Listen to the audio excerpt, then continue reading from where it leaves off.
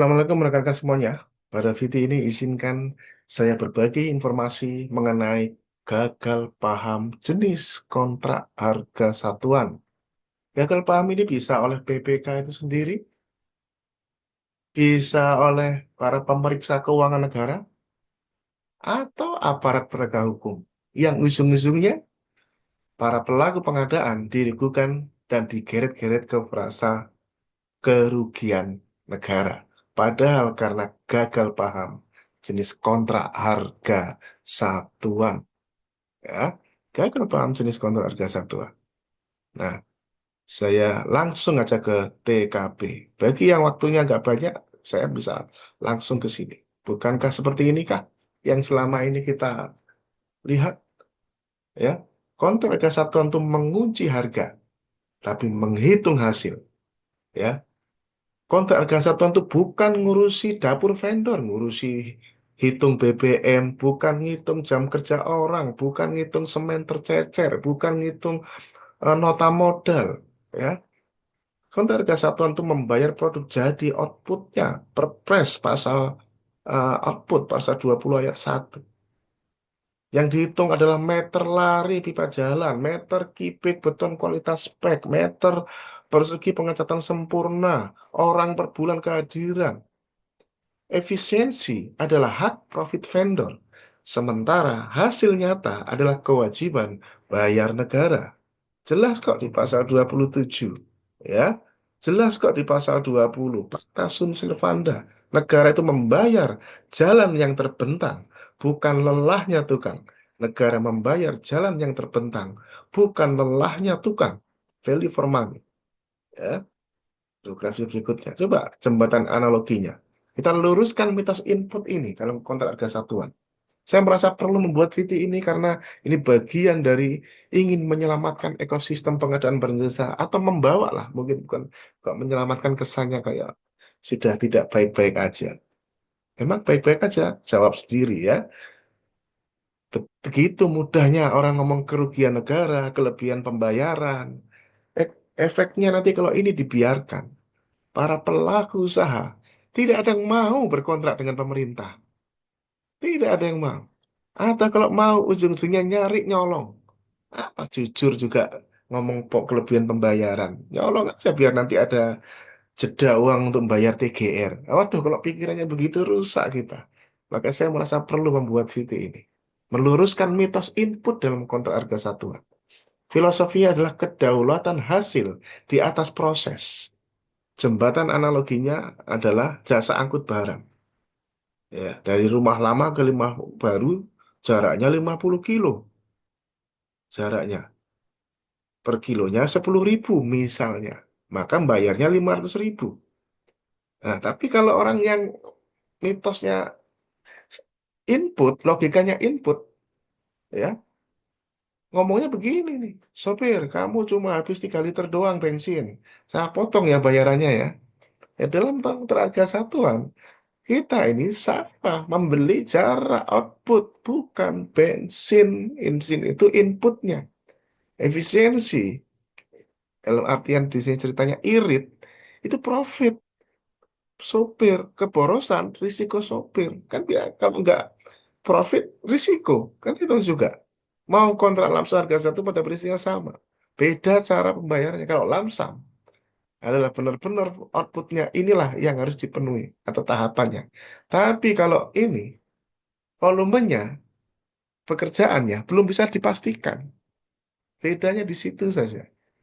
Ya sama-sama keluaran. Karena di pasal 20 ayat 1, ya, Perpres pasal 20 ayat 1, pasal 20, pemaketan pengadaan berorientasi pada keluaran yang dibayar keluaran, ya, sesuai dengan tujuan pengadaan pasal 4, ya, pasal 4 tujuan pengadaan, bahwa pengadaan itu bertujuan menghasilkan barang jasa yang tepat dari isi aspek kualitas, kuantitas, ya, itu yang paling utamanya. Nah, maka saya bagikan sebuah tafsir yuridis volume terpasang dalam kontrak harga satuan.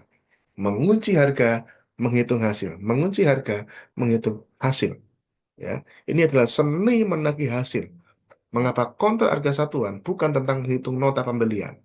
Di sini ada lebih dari 50 contoh konkret supaya teman-teman bisa tahu bagaimana. Ya, di dalam paper ini ada filosofi dan urgensi, kemudian ada jembatan analogi, ada juga di sini bedah regulasi tafsir volume terpasang, kemudian kita detailkan lagi dalam berupa bedah pasal di sini.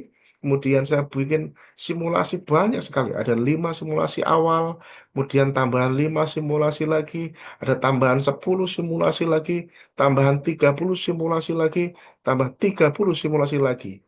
Ya, dan saya berikan juga eh, eh, quotes penting yang bisa yang kami tambahkan di sini. Ya, di mana coach ini akan benar-benar memberikan pemahaman untuk kita semua. Yuk, berhentilah bersikap seperti mandor dapur yang menghitung butiran bawang, padahal Anda memesan sepiring nasi goreng yang sudah tersaji nikmat dan sempurna. Dalam kontrak harga satuan, yang mati itu harganya, yang mati harganya, bukan kreativitas penyedianya. Jangan paksa mereka menyerahkan nota modal hanya karena Anda gagal paham arti kata fixed price. Auditor pengadaan itu tugasnya memastikan negara mendapatkan jembatan yang kokoh, bukan menjadi kasir minimarket yang sibuk mencocokkan struk belanja semen dengan harga diskon. Menghukum penyedia karena mereka lebih efisien dan inovatif adalah cara tercepat untuk memastikan bahwa negara ini hanya dikerjakan oleh vendor-vendor kuno yang lambat dan boros. Kita membeli sepatu yang nyaman dipakai, bukan sedang menyewa tenaga jahit untuk dihitung berapa kali jarumnya menusuk kain. Fokuslah pada produk, bukan pada proses yang bukan urusan kita. Jika Anda masih mengutak-atik harga modal setelah kontrak ditandatangani, mungkin Anda sedang menguji nyali melawan hukum perdata. Kontrak itu undang-undang, bukan draft yang bisa direvisi sesuka-suka hati. Kontrak itu undang-undang. Jangan sampai laporan administrasi kita terlihat suci karena tumpukan nota input, padahal hasil fisiknya di lapangan mati suri karena kualitas dikorbankan demi mengejar harga yang paling murah. Meminta rincian biaya operasional pada kontrak harga satuan itulah cara terbaik membunuh teknologi. Mengapa vendor harus beli robot jika negara hanya mau membayar upah buruh manual? Ya, itu teman-teman. Itulah yang hal-hal yang penting. Kita lanjutkan lagi sedikit. Jembatan-jembatan analogi ini.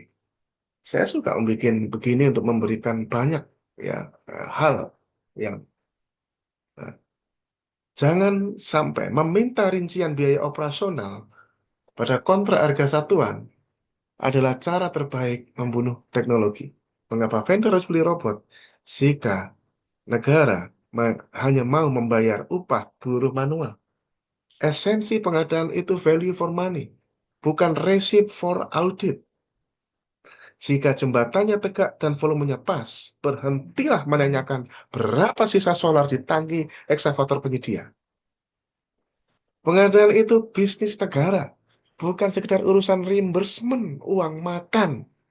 Berhentilah menjadi kasir yang cerewet soal recehan efisiensi. Mulailah menjadi manajer yang cerdas soal nilai hasil. Ya, itu quote. Sekarang anekdot. Mohon maaf, tidak menyinggung siapapun. Itu seperti tragedi pelatih kebugaran yang tidak berkeringat. Seorang auditor menolak membayar penuh seorang personal trainer, meskipun kliennya sudah berhasil turun berat badan 10 kilo sesuai target. Alasannya? Alasannya, saya perhatikan selama melatih, CPT tidak berkeringat sama sekali. Sedangkan di asumsi RAB, seorang pelatih harus berkeringat minimal 2 liter per sesi. Pesan moralnya apa? Kita membayar turun berat badan, bukan untuk keringat pelatih, guys. Ya, anekdot misteri kaleng cat kosong. Seorang PPK menolak membayar volume pengecatan 500 meter persegi yang sudah mulus dan mengkilat. Dia sibuk menghitung jumlah karet cat kosong di tempat sampah. Di analisis saya, harusnya habis 50 kaleng. Kenapa ini cuma 40 kaleng? Anda pasti korupsi cat ini. Levedon jawab, tukang saya ahli, Pak. Tidak ada cat yang tumpah ke lantai, Pak. Ya, pesan moralnya apa? Efisiensi aplikasi adalah keahlian, ya, bukan tindak pidana. Ya, anekdot ekskavator yang terlalu irit. Di sebuah proyek galian tanah, auditor sibuk memeriksa struk pembelian solar vendor. Lubangnya memang sudah 1000 meter kubik sih, dan ukurannya pas. Tapi solar yang Anda beli lebih sedikit dari hitungan simulasi alat berat kami. Saya harus potong bayaran Anda karena alat Anda terlalu irit, kelebihan pembayaran nih. Kayak gitu kan? Pesan moralnya. Menghukum alat yang irit adalah cara terbaik memastikan negara terus menggunakan alat yang boros dan kuno. Anekdot keempat. Intelijen cabai di nasi goreng. Seorang vendor catering ditagih pengembalian uang oleh pemeriksa karena harga cabai di pasar mendadak turun saat acara berlangsung. Kontraknya 20.000 per porsi, tapi hari ini cabai murah. Jadi harusnya hanya 18.000 saja. Esoknya, saat harga cabai naik 300%, si vendor minta tambah uang. Tapi si pemeriksa bilang, oh nggak bisa, kontrak kan sudah fixed price. Kayak gitu kah? Pesan moralnya apa? Beberapa orang hanya ingin berbagi risiko, tapi tidak mau berbagi keuntungan efisiensi. Benar atau tidak? Anekdot kelima, jembatan yang selesai terlalu cepat. Sebuah jembatan selesai 2 bulan lebih awal karena vendor menggunakan metode pracetak terbaru. Bukannya dikasih penghargaan, mereka malah diperiksa karena biaya sewa alat dan gaji buruh jauh lebih sedikit dari asumsi awal. Pesan moralnya apa? Birokrasi seringkali secara tidak sadar mencintai keterlambatan karena jam kerjanya terlihat penuh di laporan. Gak sadar kan? Anekdot keenam. Debu yang hilang tanpa kimia. Vendor cleaning service diprotes karena area gedung tetap bersih. Ya, area gedung tetap bersih.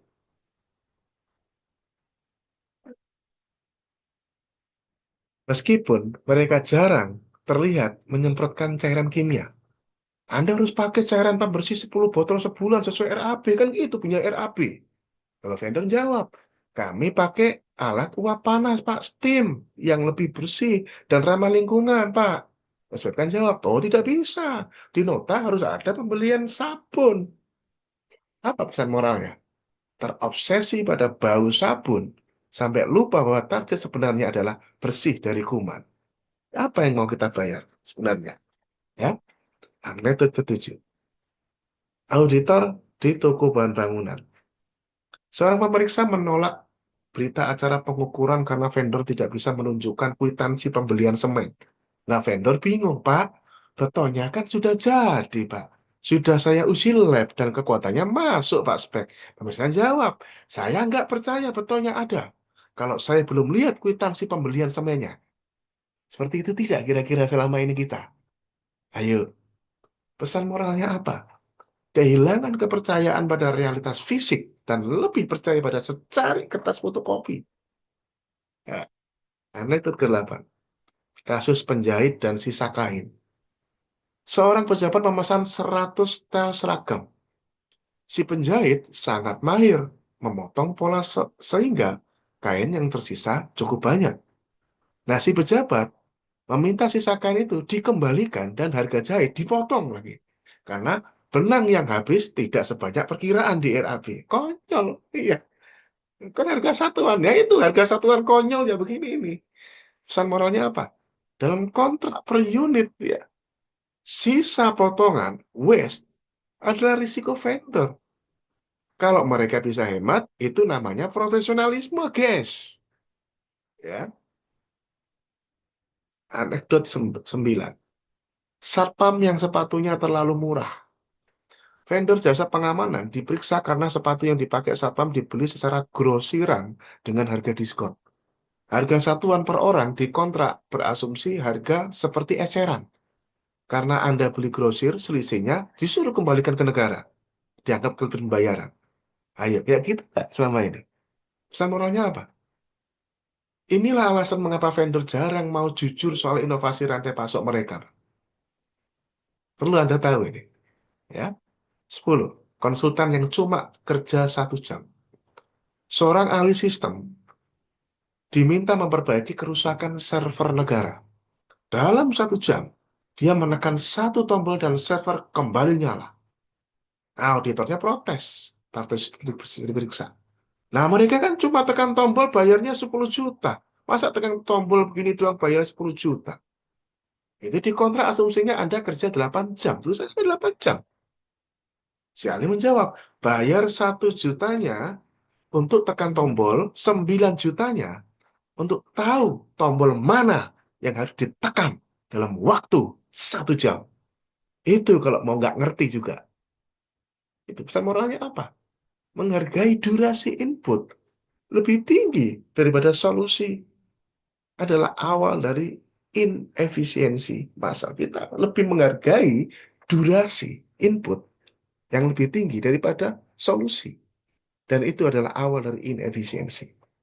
Mari kita jelaskan lebih dalam dengan bedah tafsir, ya, logikanya. Ya, seperti kita itu seperti sebenarnya analoginya seperti jasa laundry kiloan. Bayangkan Anda membawa baju kotor ke laundry, tarifnya 10.000 per kilo. Kan nggak pasti ini berapa nanti akan saya habisnya. Nah, itu cocok itu harga satuan.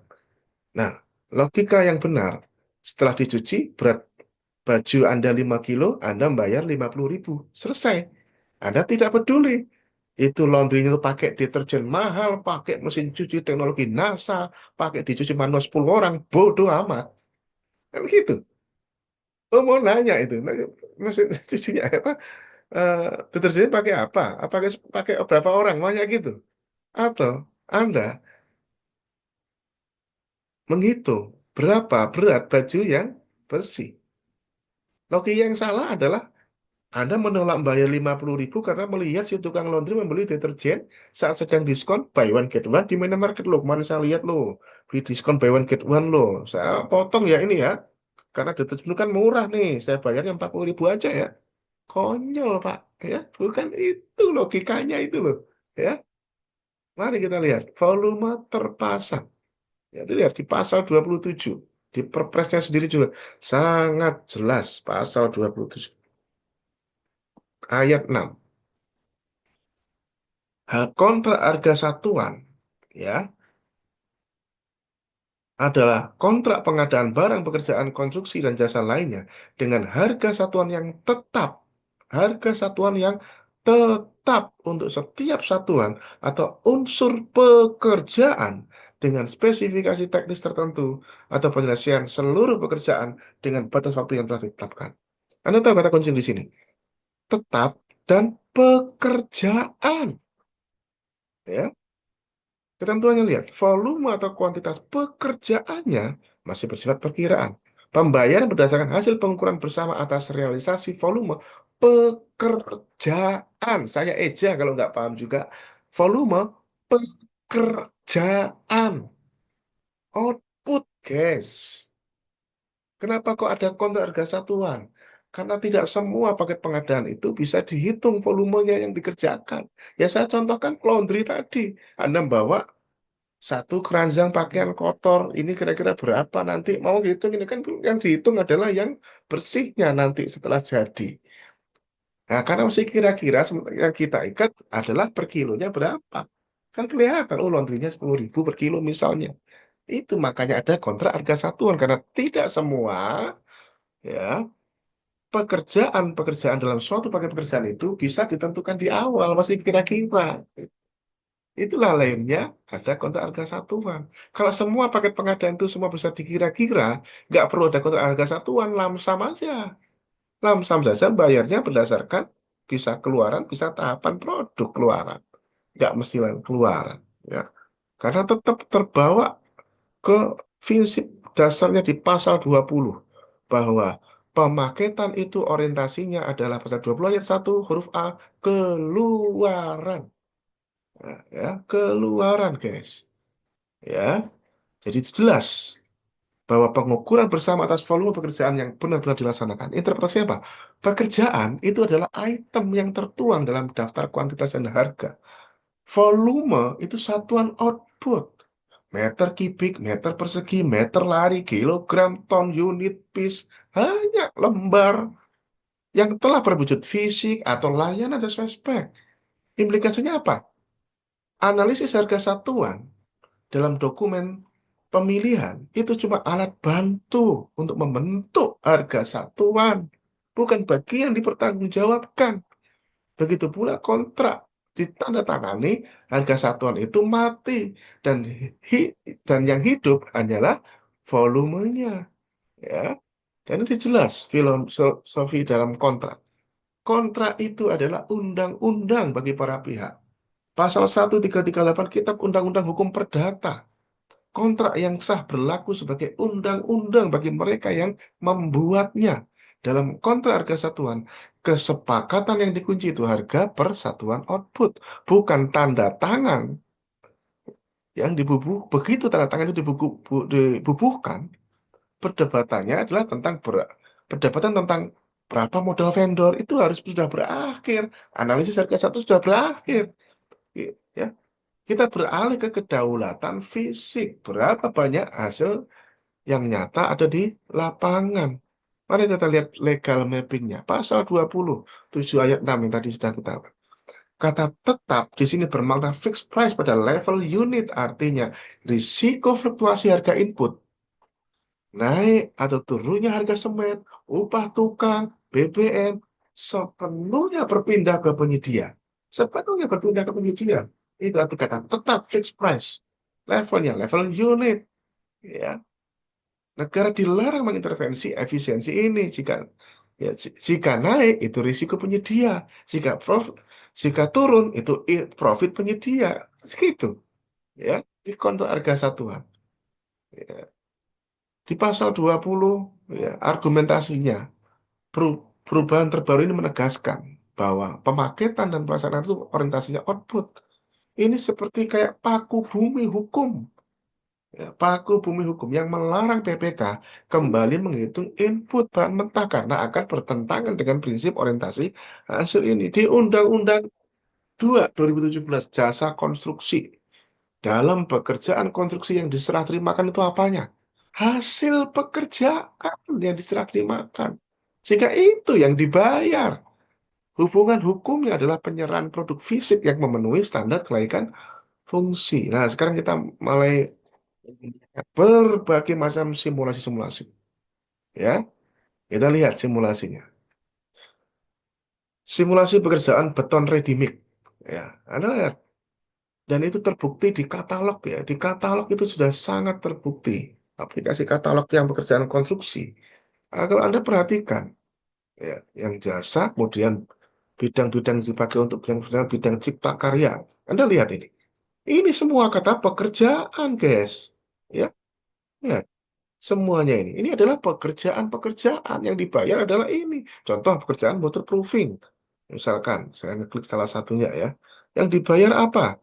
Per meter per segi, nah, yang dibayar. Ya, itu. Seperti itu, guys. Ya, itu. Semuanya berbilang pekerjaan yang dibayar ini. Berarti semen yang dipakai, ya, pasir yang dipakai.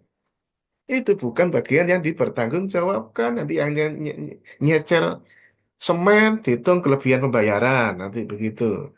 Enggak begitu, Bapak Ibu. Ya, mari kita lihat analoginya. Simulasi pekerjaan beton ready mix. Dimensi beton, panjang lebar tinggi yang telah mengeras dan lulus uji tekan K300. Yang dihitung itu bukan jumlah sak semen, jumlah truk yang antri, bukan nota pembelian aditif beton. Ya, Anda itu membeli patung marmer analoginya. Anda membayar per patung jadi. Anda tidak berhak memotong harga karena pemahatannya menggunakan pahat laser yang lebih cepat daripada pahat manual yang diasumsikan dalam HPS, misalnya. Ya, efisiensi itu adalah alat. Efisiensi alat itu adalah hak penyedia, ya. Ya, prinsip efisien. Simulasi pekerjaan galian tanah.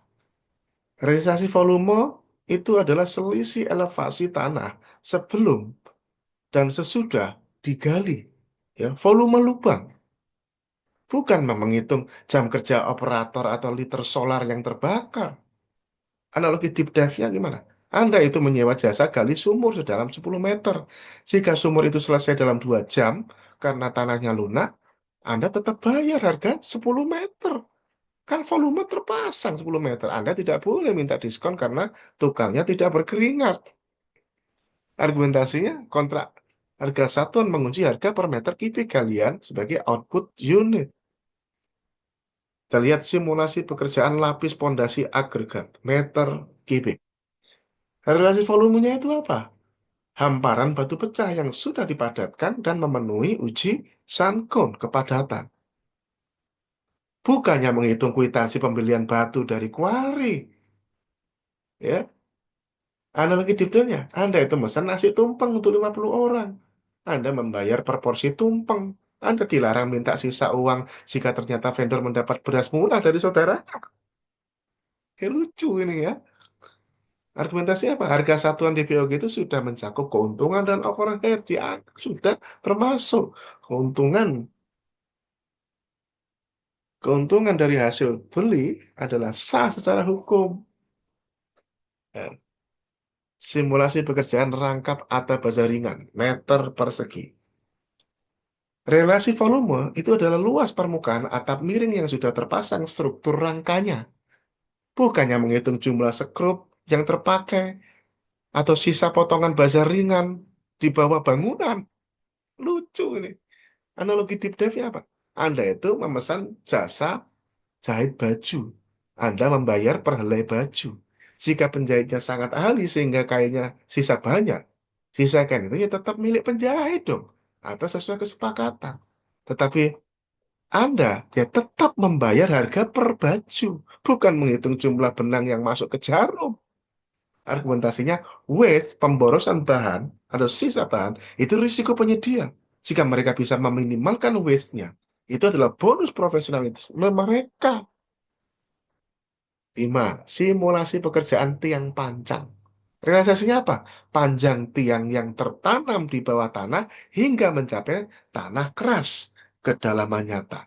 Bukannya Anda ini ngitung biaya mobilisasi alat pancang atau harga beli tiang pancang per batang di pabrik karena lihat ASP itu.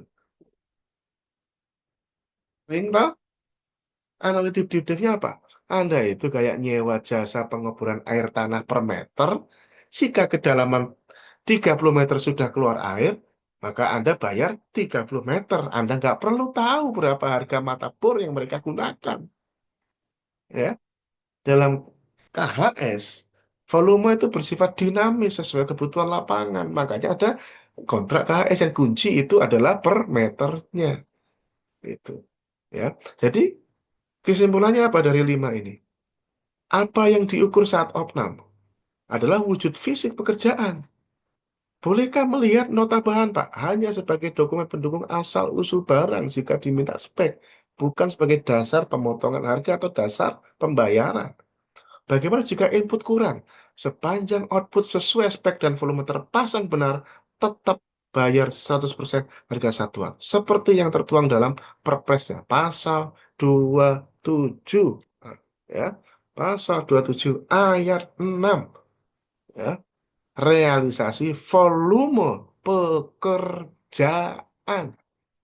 Ya, tuh. Bagaimana apa? Kapan Pak boleh potong bayaran? Ya jika volume terpasang kurang dari target atau kualitas output di bawah spesifikasi teknis. Itu potong kan memang bayarnya berdasarkan realisasi volume pekerjaan. Apa punchline-nya dari bagian ini? Dalam kontrak harga satuan, analisis harga satuan adalah sejarah masa lalu. Harga satuan adalah janji masa kini. Sementara volume terpasang adalah realitas masa depan. Jangan gunakan masa lalu untuk menghancurkan realitas. Kuncinya di situ. Ya, saya tambahkan 5 simulasi paket lagi nih, membedah realisasi volume versus konsumsi input. Ya, ini beton cor meter kubik ya konsumsi. Realisasi volume, jumlah beton yang sudah mengeras di lokasi setelah diukur panjang kali lebar kali tebal. Bukan hitung jumlah truk ready made yang datang atau berapa jumlah pekerja yang memegang skop. Simulasinya, jika di BIK tertulis 10 meter kubik dan hasil opnam lapangan menunjukkan 10 meter kubik, ya bayar penuh. Jangan potong bayaran hanya karena vendor menggunakan alat penggetar atau vibrator modern yang membuat pekerjaan selesai lebih cepat dari asumsi jam kerja di HPS. Ya. Kedua, contoh-contohkan galian tanah konstruksi. Realisasi volume itu adalah volume lubang yang terbentuk atas volume tanah yang sudah dipindahkan ke pembuangan. Bukannya Anda menghitung berapa liter susu yang dihabiskan eksavator atau berapa kali super truk bolak-balik. Ya. Vendor itu menggunakan eksavator baru yang sangat irit BBM misalnya, ada satu kisah. Jika volume galian sesuai target, negara dilarang meminta pengembalian atas sisa anggaran BBM vendor. Itu profit legal penyedia legal atas investasi alat mereka. Ya. Lapis aspal, hot mix, ya, ton ya. Realitas volumenya itu apa? Ya berat aspal yang terhampar berdasarkan bukti timbangan ya, weight bridge dan core drill kualitas. Bukan yang ngitung nota pembelian aspal cair dari pabrik, AMP-nya ke vendor. Kan pasti aspal cair dari pabrik itu AMP, ke vendor dihitung. Bukan gitu. Ya. Simulasinya, vendor mendapatkan harga khusus ya diskon besar dari pabrik aspal karena hubungan bisnis lama misalnya. Dan itu biasa aja kan, B2B. Negara tetap membayar sesuai harga kontrak harga satuan kontrak dikalikan tonase lapangan. Sisi harga beli vendor itu ya itu hak mereka gitu loh, malah diurusi. Pengecatan dinding meter persegi.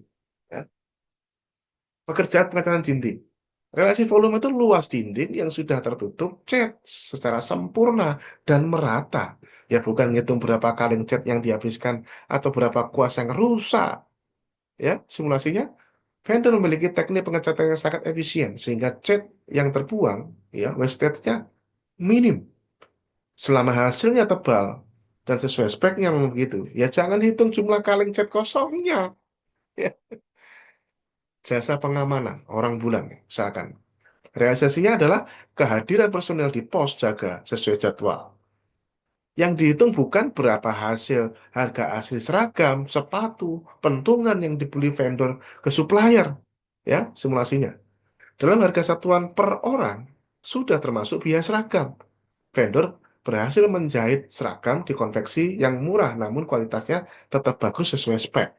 Ya negaranya tetap bayar per orang, kan itu satuannya per orang. Bukan ngaudit nota penjahit. Ya. Saya tambahkan 10 simulasi lanjutan. Ya, biar makin paham. Nih, pekerjaan pembesian beton. Satuannya kan kilo tuh ya. Realisasi volumenya apa?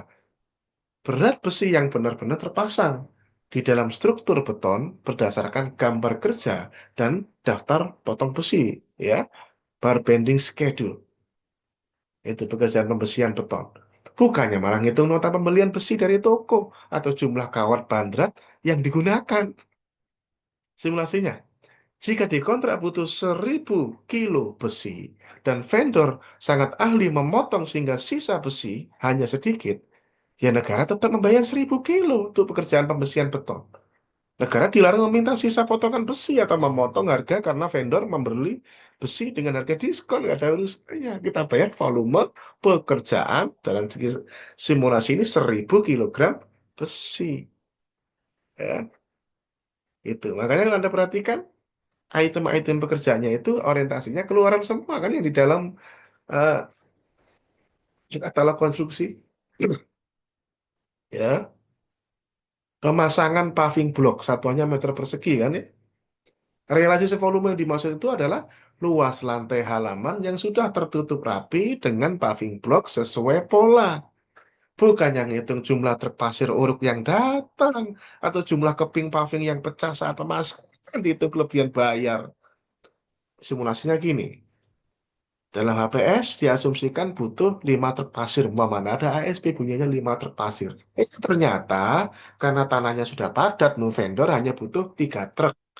Ya pembayarannya tetap berdasarkan luas. Kan satuannya luas, guys, meter persegi. Terpasang. Ya bukan cuma terpasir tadi. Gitu. Ya. Instalasi titik lampu. Realisasi volumenya adalah jumlah titik lampu yang sudah terpasang kabelnya, terpasang armaturnya, nyala sempurna. Bukan ngitung berapa meter kabel yang ditarik untuk satu titik atau berapa banyak isolasi yang dihabiskan. Gak lucu, bos. Contoh, satu titik diasumsikan butuh 10 meter kabel. Ternyata karena vendor ini mungkin pintar mengatur jalur pipa kabel, mereka hanya habisnya 7 meter doang. Ya negara tetap bayar per titik, bukan per meter kabel. Karena apa? Satuannya titik. Kan satuan pekerjaan titik instalasi titik lampu kan titik. Ya, itu. Contoh lain, pekerjaan pipa air bersih. Satuannya meter lari ya. Realisasi volume yang dimaksud adalah panjang pipa yang sudah tersambung, tertanam jika di bawah tanah ya, dan lulus uji tekan tidak bocor. Ini malah uji tekannya kagak pernah dicek, malah lebih penting menghitung berapa kali kaleng lem pipa yang habis atau berapa banyak pekerja yang menggali lubang. Malah itu sibuknya. Malah nggak peduli lulus uji tekan apa enggak, tidak bocor. Karena itu yang penting. Ini yang konyol ini namanya. Pekerjaan pipa air bersih. Simulasi contoh. Vendor menggunakan alat galian otomatis, ya trenching mesin itu. Sehingga hanya butuh 2 orang doang. Di HPS diasumsikan galian manual itu 20 orang. Nah, pembayaran tetap berdasarkan panjang lebar meter larinya pipa terpasang. Karena perikatannya adalah meter lari. Itu. Ya.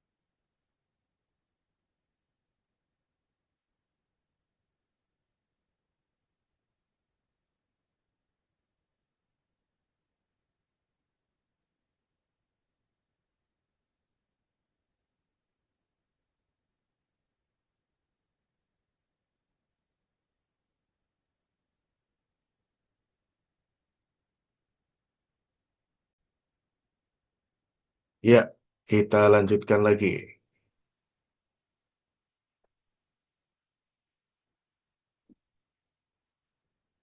Analogi-analoginya. Saya lanjutkan ke analogi yang ini ya. Beton cor, konstruksi. Realisasi volume yang benar adalah jumlah beton yang sudah mengeras di lokasi setelah diukur panjang, lebar, tebal. Bukan ngitung jumlah truk ready mix yang datang atau berapa jumlah pekerja yang pegang sekop. Ya.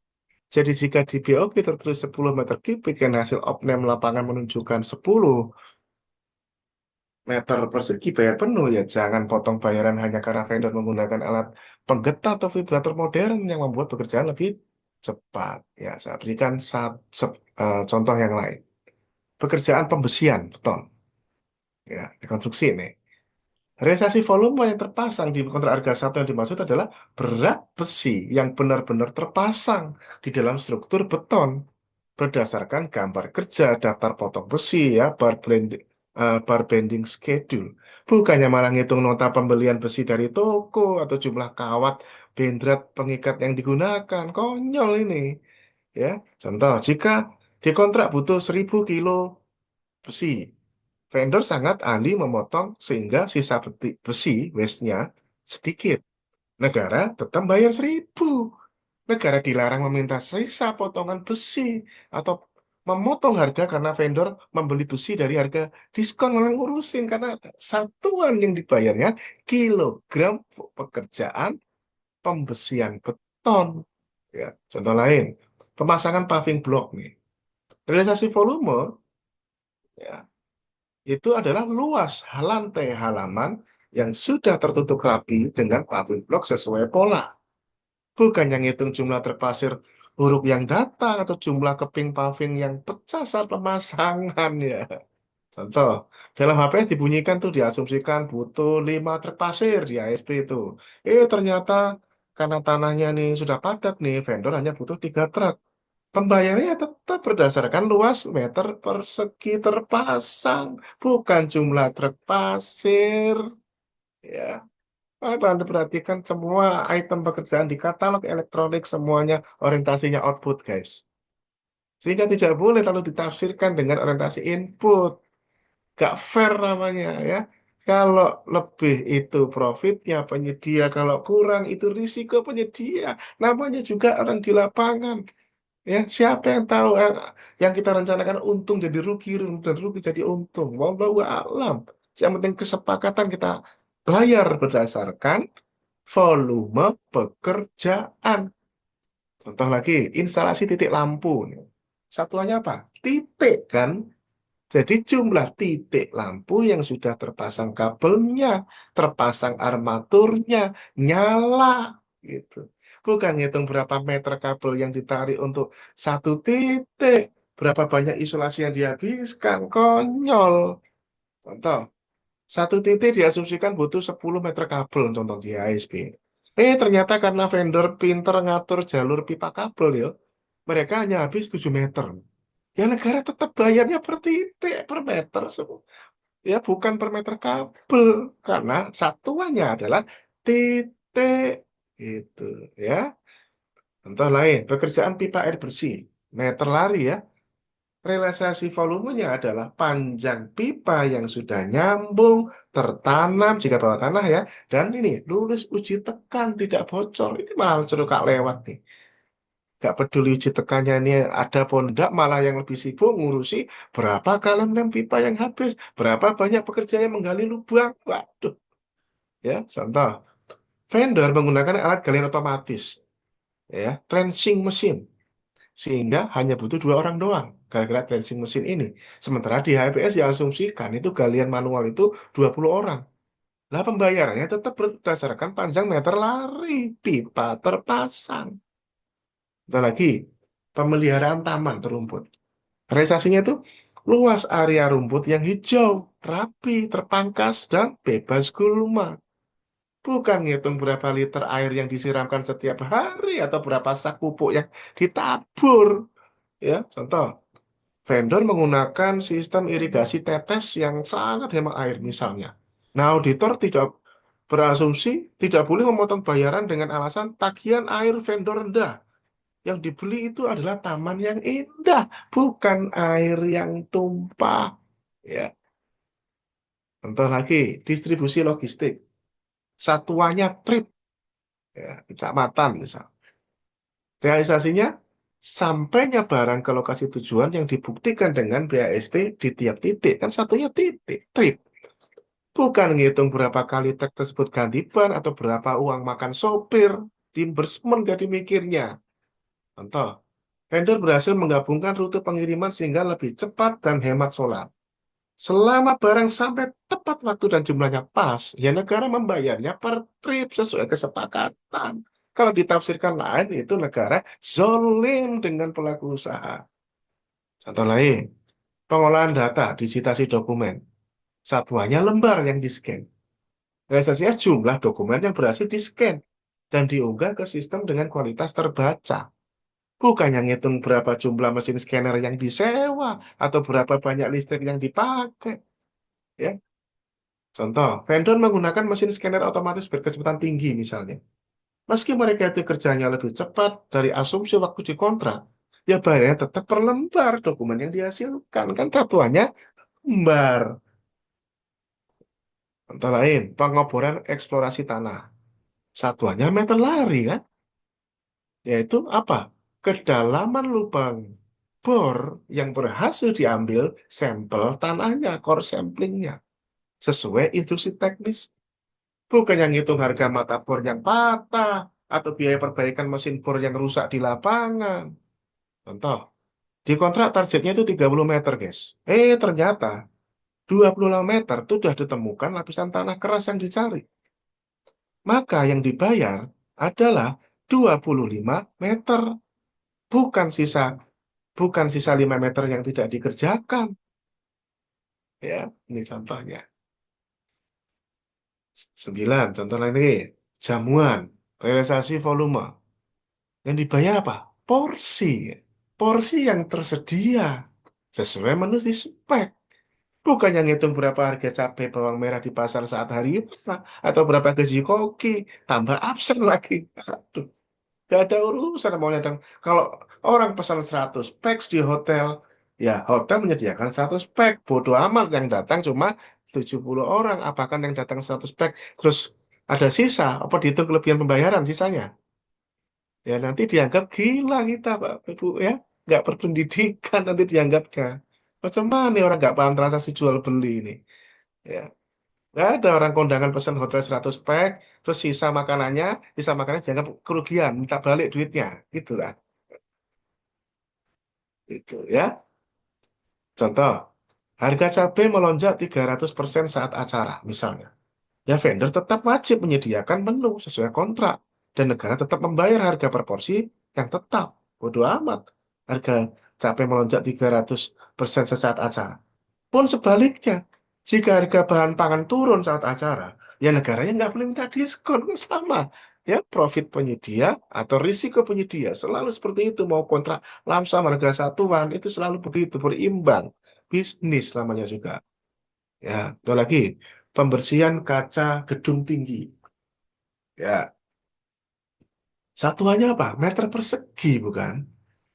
Yang dibayarkan luas bidang kaca yang sudah bersih dari noda dan debu. Lulus uji visual. Bukan bayar berapa banyak cairan pembersih atau chemical yang disemprotkan. Betul tidak, Bapak Ibu? Ya, contoh. Vendor menggunakan robot pembersih kaca otomatis, umpama. Ya, meski nggak ada manusia yang bergelantungan, ya selama kacanya bersih 1000 meter persegi, ya bayar tetap 1000 meter persegi. Ya, itu adalah profit atau risiko dari vendor. Itu. Kan kita sudah deal melihatnya. Biar puas, saya tambah lagi 30 contoh lagi. Konstruksi ya. Pekerjaan pasangan batu belah. Logika outputnya, negara membayar volume struktur pondasi yang sudah jadi di dalam tanah. Maka simulasi yang benar itu adalah hasil ukur panjang 20 meter, lebar bawah 0,6 meter, lebar atas 0,3 meter, tinggi 1 meter, volumenya 9 meter kubik. Bayar 9 meter kubik, harga satuan. Bukannya menghitung jumlah truk batu yang datang, misal 5 rit, lalu mengalihkan dengan kapasitas truk untuk mencari selisih, kelebihan bayar, kerugian negara. Salah. Karena batu yang pecah atau susunan yang rapat itu adalah risiko vendor. Ya, tuh. Pekerjaan lain lagi, pekerjaan cerucuk galam atau bambu. Begini pekerjaan perkuatan tanah ya. Logika outputnya jumlah tiang yang tertanam di lokasi sesuai kedalaman rencana. Simulasi yang benar itu ya bayar terpasang 100 titik dengan kedalaman 4 meter. Bayar 400 meter lari. Itu yang benar. Jika memang sudah terpasang 100 titik dengan kedalaman 4 meter sesuai spek. Maka bayarnya 400 meter Lari, bukannya minta nota pembelian bambu dari pengepul, lalu menemukan harga beli vendor lebih murah 2.000 nih dari HPS nih, lalu minta pengembalian kelebihan bayar kerugian negara. Ya nggak begitu mainnya, guys. Ya, harga satuan tuh sudah dikunci saat kontrak. Contoh lain, pekerjaan geotekstil. Logika outputnya adalah luas area tanah yang sudah terhampar geotekstil termasuk overlapnya sesuai spek. Ya, luas area tanah yang sudah terhampar. Maka simulasi yang benar adalah jika luas area hanya 500 meter persegi, ya bayar 500 meter persegi harga satuan. Bukannya malah ngitung jumlah roll yang dibuka. Ya, jika satu roll sisa sedikit dianggap kerugian negara, gitu tak? Padahal yang dibayar adalah luas terpasang, bukan jumlah roll yang dibeli.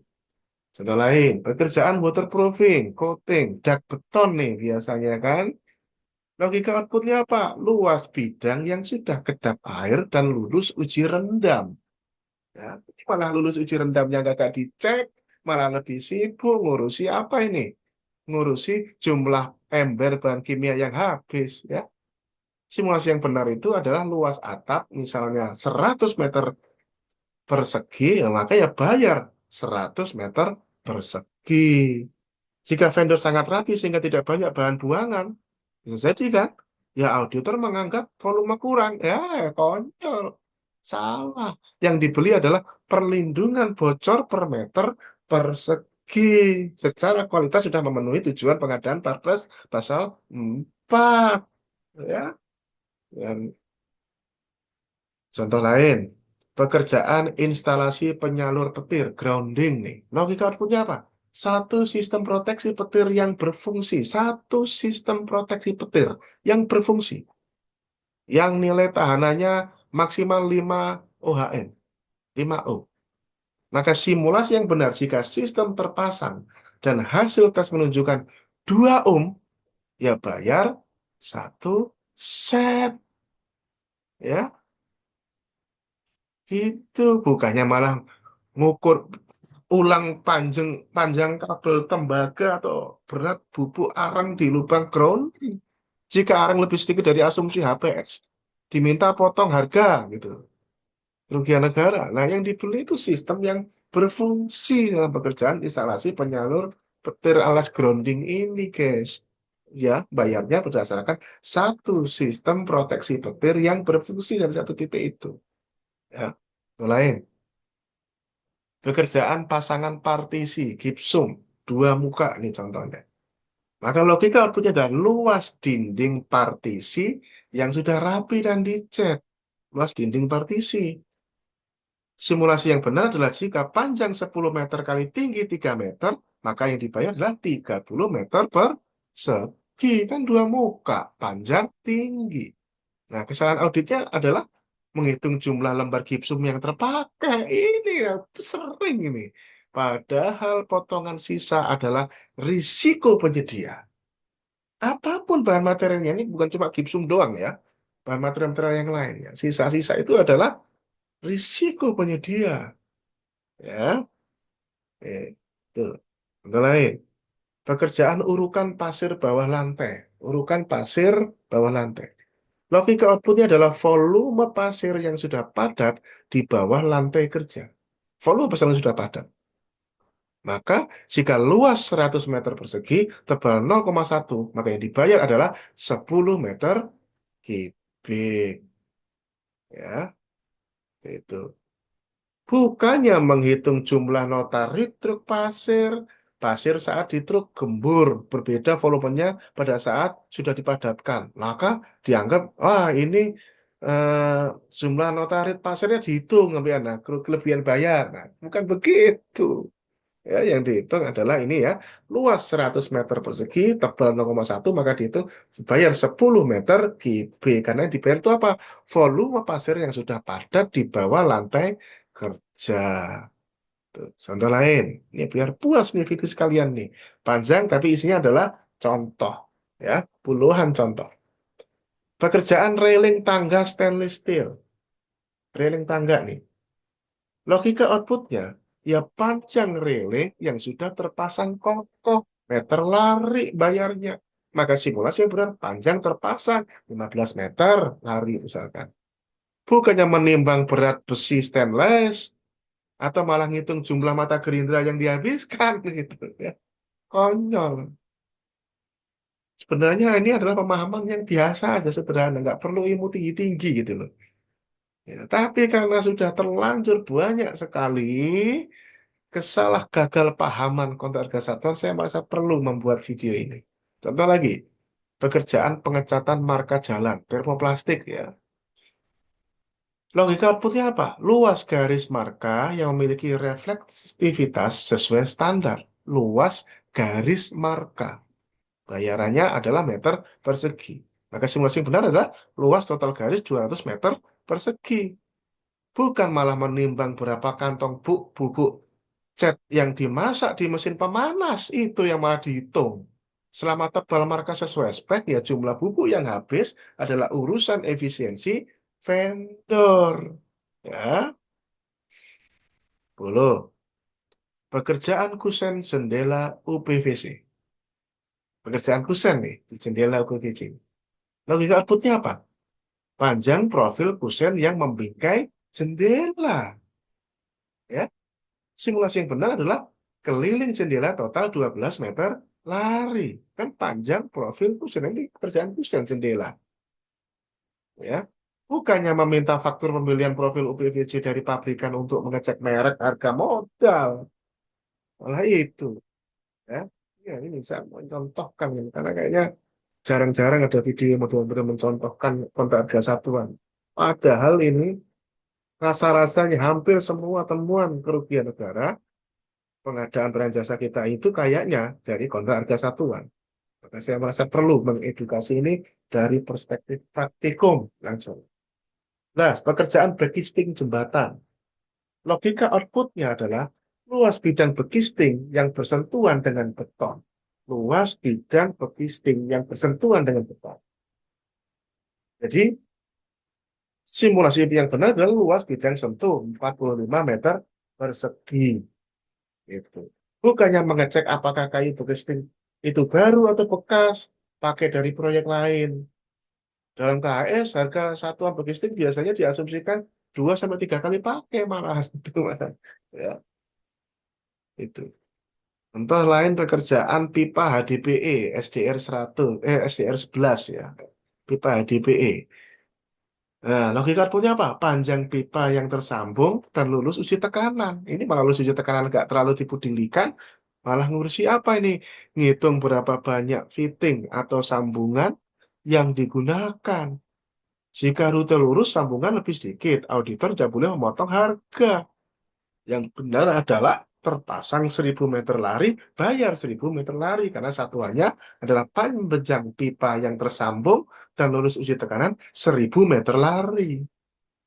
Ya, makanya itu loh, volume pekerjaan. Dan itu selaras dengan penamaan standarisasi item-item pekerjaan yang saat ini sudah dibuat oleh Kementerian PUPR dan itu tertuang dalam pekerjaan-pekerjaan di bidang bina marga, bidang cipta karya, bidang sumber daya air, bidang sumber umum dan bidang SMKK. Ya, contoh lain, pekerjaan pembersihan lahan, land clearing ya. Logika outputnya apa? Luas lahan yang sudah bersih dari semak dan pohon, luas lahan yang bersih. Misalkan luas lahan 1 hektar, bayar luas 1 hektar. Kan luas lahan. Itu bukan menghitung jumlah operator mesin potong rumput yang datang. Itu pekerjaan pembersihan lahan. Ya, di katalog kita dipaksa berorientasi output, guys. Teman-teman mungkin tidak menyadarinya. Makanya banyak konsultan pada kebingungan ketika mengkonversi RAB versi yang biasa dia kerjakan ya dengan RAB versi item pekerjaan mini kompetisi pekerjaan konstruksi. Karena kita sudah puluhan tahun hidup dalam orientasi input, yang di input itu input gitu. Begitu yang diperkenalkan di katalog itu satuan-satuannya output kayak pekerjaan pembersihan lahan hektar gitu misalkan itu ya pada bingung gitu. Makanya kita contohkan seperti ini. Karena kita sekali lagi kita mau kontrak lamsar harga satu pada prinsipnya tetaplah output yang kita bayarannya saja. Yang satu bisa dipastikan, yang satu masih ilmu kira-kira. Jadi yang dibayar pas nanti aja yang terpasang pekerjaannya. Itu. Contoh lagi, pekerjaan bongkaran bangunan tua nih. Logika outputnya apa? Volume atau luas bangunan yang berhasil diratakan meter persegi misalkan. Bisa gedung seluas 200 meter persegi hilang bersih. Makanya itu yang dibayar karena satuannya meter persegi pekerjaan bongkaran bangunan tua. Bukan ngitung nilai jual besi tua, scrapnya yang diambil vendor, malah itu yang dihitung lagi. Atau kalau minta putih, minta potongan harga kecuali diatur dalam kontrak ya sebagai pengurang ya.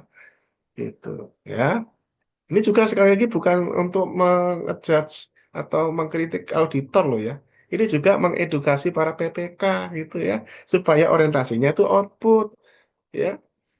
Beberapa kasus sering saya lihat itu malah sumber penyebabnya itu bukan auditor BPK, bukan pemeriksa BPK malah. Ya kelakuan PPK sendiri yang malah dia menjerumuskan dirinya sendiri karena orientasi dia input gitu ya. Ini pekerjaan bongkaran bangunan tua. Contoh lagi pekerjaan pemasangan AC. Contohnya termasuk instalasi. Ya logika outputnya unit AC terpasang dengan suhu yang mencapai target. Kan gitu aja. Simulasi yang benar 5 unit terpasang. Bukannya mengukur panjang kabel power atau gramasi freon yang diisi. Ya. Contoh lain lagi, jasa pengangkutan limbah B3. Logika outputnya berat limbah yang sampai ke tempat pengolahan manifest. Ya, berat limbah yang sampai. Berapa ton berat limbah yang sampai? Maka simulasi yang benar adalah sesuai timbangan akhir. Misal 2,5 ton. Nah, sudah. Itu berapa itu satuannya? Bukannya menghitung konsumsi solar truk pengangkut. Gitu. Ya. Contoh lagi, jasa kebersihan gedung. Logika output kalau cleaning service adalah luas area bersih sesuai SLA. Misalkan satuannya meter persegi luas area bersihnya. Ya, jika memang luas area bersih sesuai SLA-nya itu adalah 1.000, bayar 1.000 meter. Bukan menghitung berapa botol cairan pel yang dihabiskan vendor sebulan. Jika vendor sangat hemat tapi lantai tetap mengkilat sesuai SLA, ya itu keuntungan mereka gitu. Boleh di kelebihan bayar, Pak. Ya, karena satuannya meter persegi. Itu, guys. Ya. Ini kita belajar cara membuat satuan-satuan yang orientasi keluaran tuh ya. Sudah cukup kita yang kemarin-kemarin puluhan tahun kita gagal paham kontrak harga satuan ini. Contoh lain, penyediaan lisensi software. Logika outputnya apa? Ya jumlah akun atau jumlah lisensi yang aktif dan memang bisa digunakan. Kan gitu. Satuannya user aktif kan? Jika yang memang yang user aktif itu 50 ya sudah itu yang dibayar. Bukan minta bukti transfer vendor ke prinsipal, misalkan Microsoft atau Adobe. Untuk melihat margin keuntungan vendor ya itu zolim. Contoh lain, jasa penyelenggaraan pelatihan full board nih. Nih. Logika output, kalau orang pikiran logika output, ya jumlah peserta yang mendapatkan layanan, makan, inap, materi sesuai dengan bunyi spek. Ya, jumlah orang hadirnya. Kan ini pelatihan namanya juga. Ya, misalkan 40 orang hadir. Ya sudah, bayarin 40 orang hadir. Bukan malah ngauditnya itu ngecek tagihan laundry hotel yang digunakan vendor. Itu asumsi namanya. Kan satuannya adalah orang hadir yang ikut pelatihan. Malah ujung jelunturungannya tagihan laundry hotel. Itu misalkan. Atau hal-hal yang lain yang bukan urusan sama orang hadir. Contoh lain, pengadaan suku cadang kendaraan, misalkan beli ban. Ya logika outputnya jumlah ban baru yang terpasang di kendaraan. Sesederhana itu cara Maya. Misalkan yang terpasang ada 4, ya belum 4. Malah ini nanya jumlah diskon wholesale yang didapat vendor dari pabrik ban. Ya apa? Kan ruang lingkup pekerjaannya ban yang terpasang, guys. Ya, gitu. Contoh lain, pekerjaan pemangkasan pohon, high tree trimming, high tree trimming. Logika outputnya apa? Ya jumlah pohon yang sudah dipangkas rapi, kan pohonnya bisa dihitung gitu. Batang pohonnya ada berapa? Oh, ada 20 batang pohon. Ya udah bayar 20 batang pohon. Namanya juga pekerjaan pemangkasan pohon. Bukan ngitung berapa jam sewa crane lift yang digunakan vendor. Itu salah sasaran. Ya, contoh lain, jasa penyedotan tinja. Nih, di kantor-kantor itu kalau yang sudah bertahun-tahun tinjanya banyak, loh, logika output. Ya volume limbah yang disedot dari tangki septic tank meter kubik lah itu biasanya kan sesuai alat ukur tangki truknya. Jika oh ternyata ini menghabiskan 3 meter kubik misalkan, ya sudah berapa per meter kubiknya. Bukan ngitung jumlah masker atau sarung tangan karet yang dipakai pekerja. Nah, itu jasa penjualan tinja, saya bisa salah gagal paham kita. Contoh lagi, jasa publikasi media online. Tuh. Logika outputnya gimana tuh? Tayangnya artikel atau iklan sesuai jumlah klik atau durasi. Ya, titiknya apa? Kalau titiknya spot, kalau dia mengerjakan 10 kali tayang, ya dibayar 10 kali. Bukan ngurusin minta rincian biaya gaji penulis artikel internal vendor tersebut. Kan bayarnya adalah kali tayang spotnya. Ini jasa publikasi media online. Ya, keempat, jasa kalibrasi alat lab. Jasa kalibrasi alat lab. Logika outputnya apa? Jumlah alat yang selesai dikalibrasi dan terbit sertifikatnya. Alat yang terbit sertifikatnya selesai kalibrasi. Jika itu ternyata ada 5 alat, ya 5 alat. Satuannya kan sertifikat dan kalibrasi. Bukan menghitung volume cairan standar kalibrasi yang habis dipakai. Nah, itu yang nggak dihitung. Itu. Ya. Nah, pengadaan bibit ikan. Kalau orang logikanya output, yang hitungnya adalah jumlah ekor ikan yang sampai di lokasi dalam kondisi hidup. Jumlah ikan yang sampai lokasi hidup kondisinya. Jika ternyata yang hidup kondisinya adalah 10.000 ekor, bayar per ekornya berapa. Bukan ngitung berapa ton pakan yang dihabiskan vendor selama pembibitan. Ya. Contoh lain, jasa digitasi dokumen. Jumlah lembar atau gigabyte hasil scan yang terunggah. Jika yang diunggah 5.000 lembar, ya 5.000 lembar yang dihitung. Bukan menghitung biaya listrik atau depresiasi mesin scan vendor. Itu asumsi yang berlebihan. Audit itu sebenarnya sederhana jika menggunakan logika output. Ya, sederhana jika menggunakan logika output. Ya. Contoh lain, jasa penerjemahan dokumen. Kalau orang bikinnya output, yang dibayar adalah apa? Halaman, bukan jumlah kata atau jumlah halaman yang diterjemahkan. Jika satuannya halaman, 100 halaman bayar 100 halaman. Bukan mengecek apakah penerjemah itu menggunakan bantuan AI atau bukan, pakai software atau bukan, berbayar atau tidak. Nah, itu macam mana ngurusi begitu? Sementara yang dibayar adalah halaman atau kata. Itu. Contoh lain, jasa fogging nyamuk, guys. Karena orang pikirnya logikanya output, yang dibayar adalah luas area atau jumlah rumah yang sudah diasepi. Jika yang sudah diasepi misalnya 5 hektar gitu. Ya per hektarnya berapa sudah itu yang dibayar. Ya, kebetulan nggak bisa ngira-ngira berapa hektarnya nanti misalkan. Ya sudah nanti berapa hektar yang di fogging nyamuk misalkan. Bukan malah ngecek perbandingan campuran solar dan malaton dalam mesin selama asap keluar dari spek, efisiensi campuran itu urusan teknis kain itu sebenarnya sesuai spek itu kualitasnya. Lain, sewa kendaraan, sistemnya sistem trip. Logikanya apa mestinya? Ya sampainya orang atau barang ke tujuan per perjalanan per trip. Jika dia sudah mengerjakan 50 trip, ya bayar berapa per tripnya kali 50. Bukan menghitung pengeluaran tol dan parkir jika sudah termasuk dalam harga satuan per tripnya. Lain, pekerjaan pemasangan pagar panel beton. Oke. Logika punya apa? Panjang pagar yang sudah berdiri tegak dan rapi. Jika panjang pagarnya 100 meter lari, Ya, dihitung berapa per meter larinya kali 100.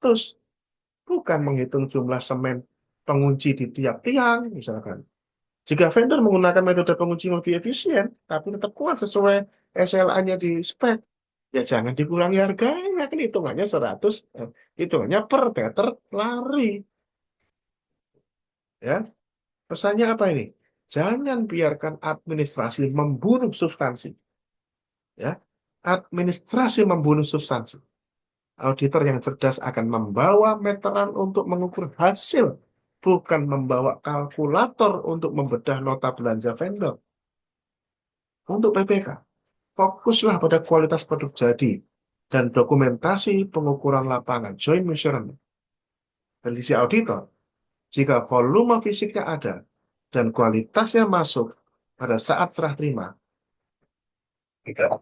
saat mencoba menarik kembali efisiensi input penyedia itu adalah tindakan yang tidak memiliki dasar hukum dalam kontrak harga satuan. Negara itu membayar atas manfaat yang dirasakan, bukan untuk rincian belanja yang melelahkan.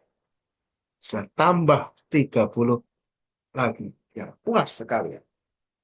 Pekerjaan pemasangan HDPE. Pun negara bayar panjang pipa yang sudah tersambung tertanam dan, dan lulus uji tekanan, hydro test. Terus inputnya jangan dihitung menghitung berapa banyak apa welding rod, ya, kawat las atau berapa liter bahan bakar mesin penyambung, ya. Saya berikan simulasi. Hasil ukur lapangan pipa terpasang 1.200 meter lari. Ya bayar 1.200 meter lari, ya. Bukan mengurangi bayaran karena vendor hanya menghabiskan 5 hari kerja. Misalkan sementara dihabis dihasilkan 10 hari kerja. Ini vendornya 5 hari kerja. Kelebihan bayar. Enggak seperti itu. Karena perikatan kontraknya adalah meter lari untuk pekerjaan pemasangan pipa HDPE. Pekerjaan pemasangan keramik juga gitu.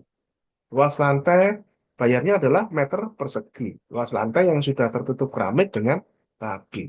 Jadi mitos input itu jangan hitung jumlah sak semen instan atau jumlah spacer plastik pengatur celah itu yang habis, bukan itu. Simulasi yang benar itu luas ruangan 100 meter persegi, bayar 100 meter persegi, bukan meminta alat bukti gitu. Apa namanya, alat bukti pembelian keramik untuk ngecek apakah vendor dapat harga diskon dari toko gitu ya. Pekerjaan marka jalan termoplastik juga gitu. Yang dihitung meter persegi dari luas garis marka yang membelah ketebalan dan daya pantul. Bukan menimbang berapa kantong bubuk cat yang dimasak dalam mesin pemanas. Ya, jika marka luas markanya 500 meter persegi ya, itu yang dibayar. Bukan minta kwitansi pembelian gas LPG yang digunakan untuk memanaskan cat. Ya, pekerjaan pekerjaan galian tanah dengan alat berat misalkan. Ya logika outputnya ya volume lubang yang berhasil digali tanahnya dibuang ke lokasi yang ditentukan. Ya, mitosnya bukan mengecek jam kerja atau hour meter alat berat karena satunya bukan hour meter, satunya meter kubik. Ya, jika yang dikerjakan volume lubangnya 2.000 meter kubik, ya 2.000 bukan motong bayaran operator alat berat hanya karena wah ini bekerja 4 jam sehari aja misalkan. Kan begitu, ya. Pekerjaan pasangan batu belah tadi juga seperti itu. Logika outputnya ya turap ya batu belah gas turap. Volume dinding penahan tanah yang sudah kokoh, sudah jadi dan kokoh. Ya, jadi bukan menghitung menghitung berapa banyak batu yang pecah di lokasi atau berapa rit truk batu yang masuk. Ya. Jadi yang benar adalah volume fisik terpasangnya berapa. Gitu. Bukan menghitung jumlah pekerja di lapangan dan dengan jumlah dengan pekerja di ASP gitu. Untuk profil juga gitu. Satuannya meter persegi. Dihitungnya dengan luas bidang yang sudah dilapisi dan teruji tidak bocor. Kalau meternya meter persegi, dihitung meter persegi. Bukan menyita kuas dan roll bekas untuk membuktikan vendor hanya melakukan 2 lapis sapuan padahal speknya kedap air gitu. Kayak begitu. Ya, pekerjaan pemasangan pagar panel beton juga begitu. Logika waktunya apa? Panjang pagar yang berdiri tegak lurus terkunci kuat.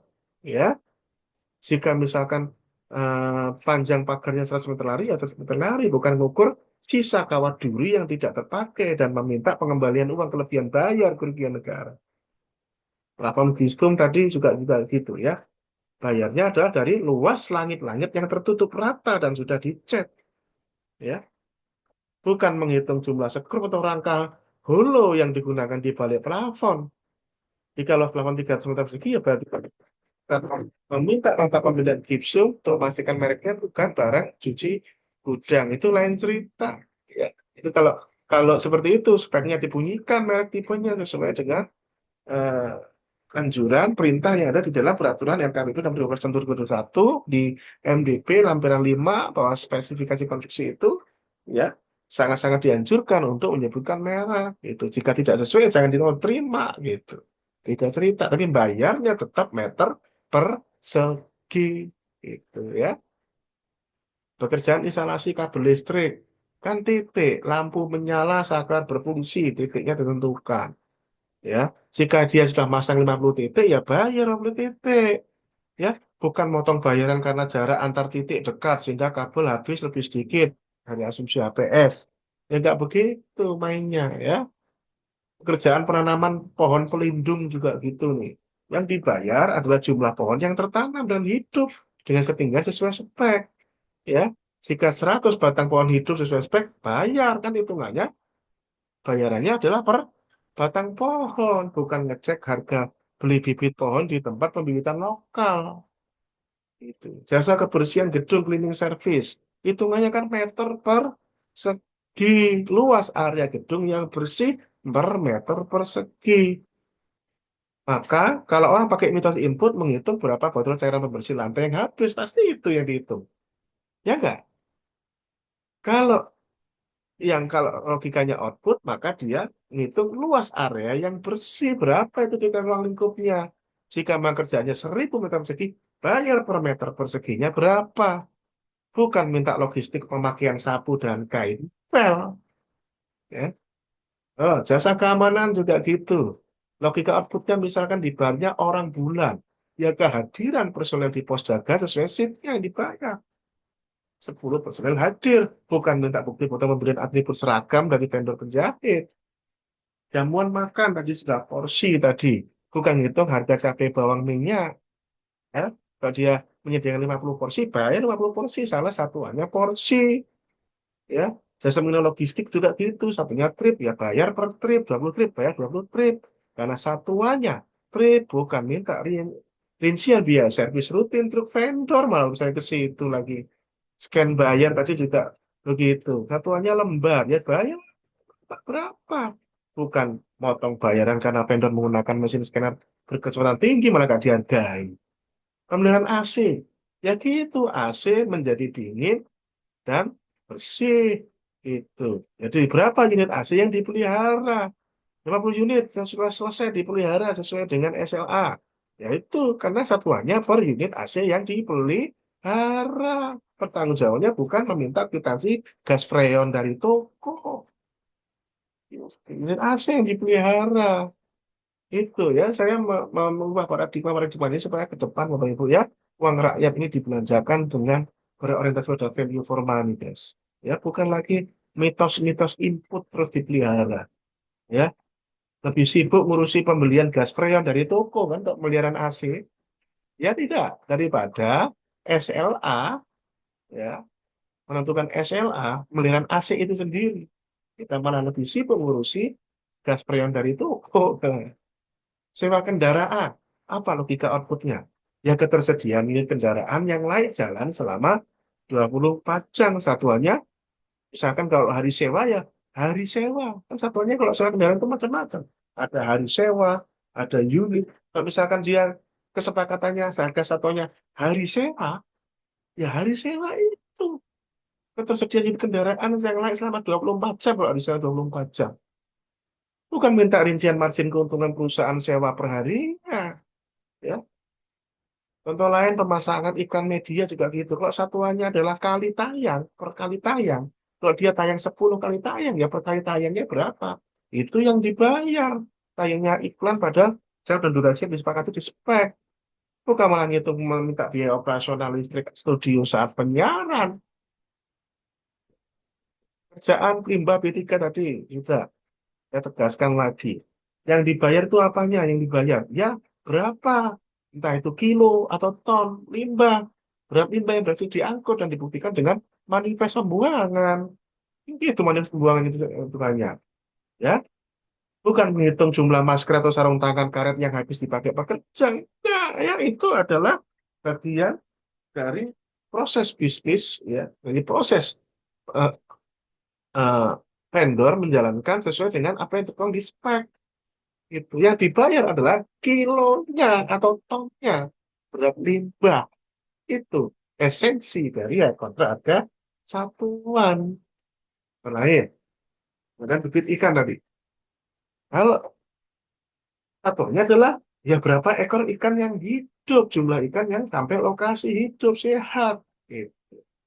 Bukan malah ngitung berapa karung pakan ikan, yang malah sikut ngitung karung pakan ikan. Ini pekerjaan pengadaan bibit ikan, isinya karung pakan ikan. Gitu. Ya,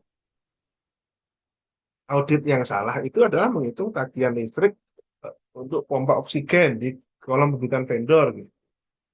Ya, ini penyebabnya malah seringkali karena ulah PPK sendiri, isinya itu perkiraan tagihan listrik, ngadanya pembelaan bibit ikan gitu.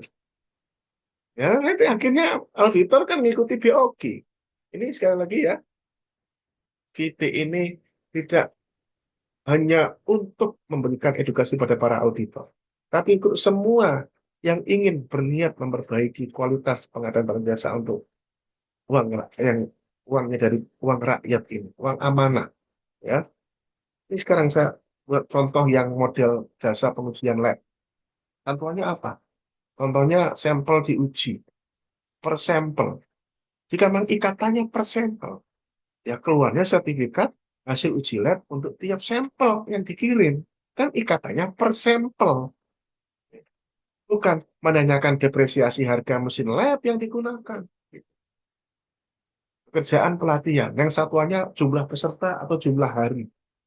Ya, jangan menghitung harga asli pencetakan sertifikat di percetakan. Itu. Jika memang itu pesertanya hadir 40, ya per, per pesertanya berapa peks. Gitu, ya. Bukan menghitung rincian harga sewa proyektor milik vendor sendiri malahan. Gitu. Kan bisa aja ya pelatihan itu eh, pusat pelatihan mengundang 50, ternyata yang benar-benar hadir itu cuma 40 yang pelatihan. Ya sudah 40 per peksnya berapa? Kan yang per 40 yang di apa dibayar gitu ya. Yang ada 40 peks gitu. Nah, jasa penerjemahan. Mengingat berapa? Jumlah halaman hasil terjemahan. Kata, jika memang bayarannya per halaman, ya sudah bayar per halaman. Bukan ngecek apakah penerjemah menggunakan kamus digital AI atau pakai aplikasi gratisan nih, dikurangi. Nggak begitu. Ya. Karena kesepakatan berkontrak harga satuannya adalah per halaman yang diterjemahkan.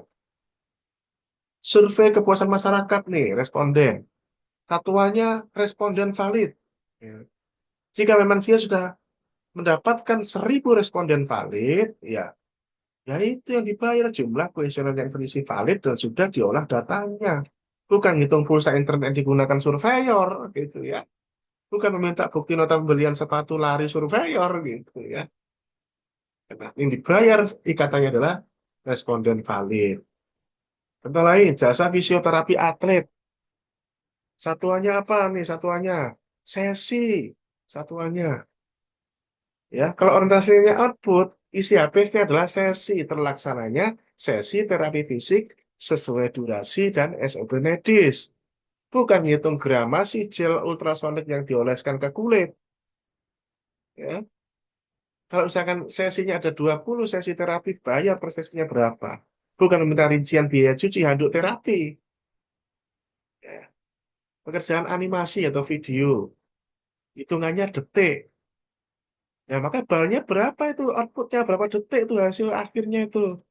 Video jadinya dengan kualitas resolusi dan konten sesuai dengan spek. Berapa detik? Hitungnya per detik. Bukan menghitung berapa lama komputer melakukan proses rendering lah dihitung.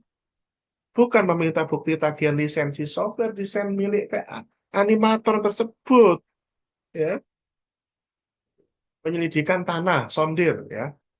Hitungannya kan titik sondir. Kalau kerjanya 5 titik sondir misalkan, ya bayar berapa per titik sondir dari per titik sondir laporan hasil pengeboran tanah yang menunjukkan kedalaman tanah keras. Ya, bukan menghitung jumlah oli mesin bor yang tumpah di lapangan, bukan memotong harga karena lokasi tanahnya lunak sehingga pengeboran lebih cepat. Itunya tetap titik sondir. Itu karena ini penyelidikan tanah sondir. Ya, lagi kalibrasi alat ukur nih. Satuannya alat. Ya sudah, berapa itu tarif per alat yang dikalibrasi? Alat jumlah alat berfungsi presisi kembali dan memiliki label kalibrasi resmi berapa per alatnya. Bukan menghitung berapa lembar tisu pembersih lensa yang digunakan. Bukan meminta nota pembelian baterai cadangan alat kalibrator. Itu. Satu lagi, audit laporan keuangan. Satuannya apa? Satuannya PEX atau laporan. Berapa laporan, berapa terbitnya opini audit dan hasil pemeriksaan yang sah. Bukan menghitung berapa gelas kopi yang diminum auditor selama lembur malahan. Isinya HPS malah itu kerjanya audit, laporan keuangan, kerja. Isinya adalah makanan malah isinya. Bukan isinya laporan, mas itu kontrak harga satuan pun. Isinya laporan satu, laporan audit selesai, bayar satu laporan audit selesai itu include apa aja.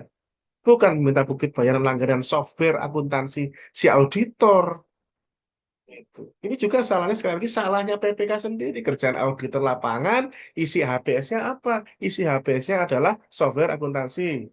Berapa? Gitu. Ternyata output-nya itu loh kita mengedukasi mindset cara berpikir output di kontrak harga satuan. Orang berpikir output itu kontrak lamsam. Toh enggak mau lamsam harga satuan sama. Masa kurang sih contoh yang saya berikan ini teman-teman.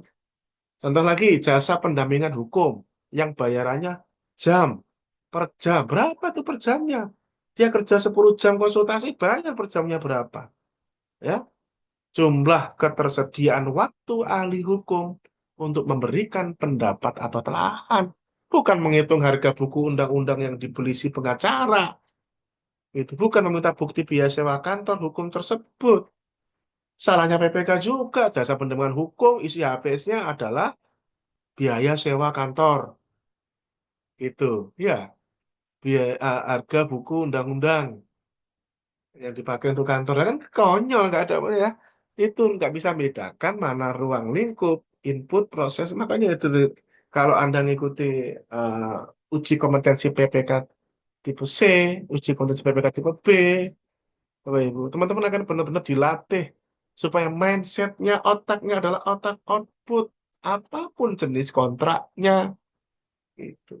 Hanya saja bedanya yang satu bisa dikira-kira, yang satu masih sudah fix. Itu namanya lamsam. Kalau masih gak yakin lah, kira-kira aja. Ya sudah, berapa ini per jamnya ini nanti kan nggak mesti ini berapa per jam. Tahunya cuma 9 jam nanti kan rugi dong kalau kita ya per jam. Nah, gitu ya. Pesannya apa nih? Analogi-analogi ini teman-teman. Birokrasi seringkali gagal membedakan antara membeli produk dan membayar ongkos produksi. Dalam kontrak harga satuan, realisasi volume adalah berapa piring yang Anda habiskan, bukan berapa banyak gas yang dipakai koki untuk memasak dengan piring tersebut. Semoga ini memberikan edukasi. Bagi auditor, bawalah meteran untuk mengukur hasil. Jangan bawa kalkulator modal untuk membedah dompet vendor. Itu kedaulatan value for money. Ingat lagi ya, quotes pentingnya. Birokrasi seringkali gagal membedakan antara membeli produk dan membayar ongkos produksi. Tidak bisa bedakan.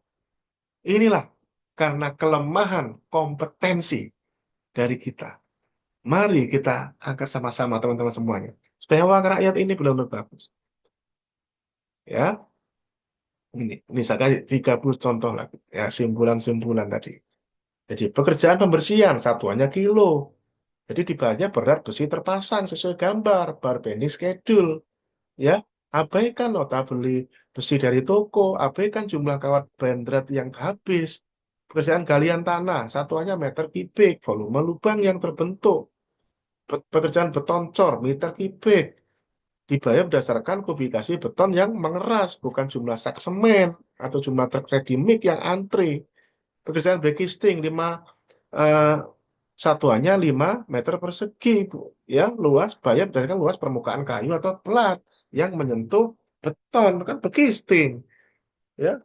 Bukan berapa kali kayu itu dipakai ulang atau oleh vendor gitu. Pasangan bata, satuannya meter persegi, luas dinding yang berdiri tegak, bukan jumlah buah apa jumlah jumlah batu bata yang pecah atau jumlah pasir yang tercecer gitu.